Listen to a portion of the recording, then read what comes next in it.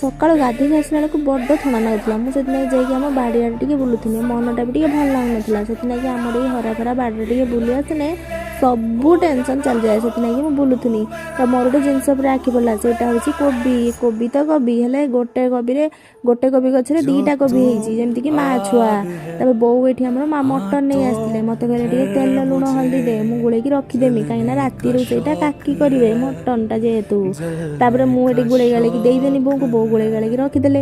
ସକାଳରୁ ସେଇଟା ଆମର ବୋଉ କରିଦେଇଥିଲେ, ଭାତ ତରକାରୀ କାକା ଖାଇକିନା ପଳେଇଥିଲେ। ତାପରେ ଦ୍ୱିପହରୁ ସେଇଟା ମୁଁ କରତେ ଲାଗିଗଲି। ମାଛ ଆଣିଥିଲେ, ଭାଜିଲା ବେଳେ ଜାଣିଲି କି ଏଇଟା 2 ପ୍ରକାର ମାଛ ଅଛି। ଗୋଟେ ହେବ ମାଛ ବେସର, ଆଉ ଗୋଟେ ହେବ ମାଛ ଖଟା।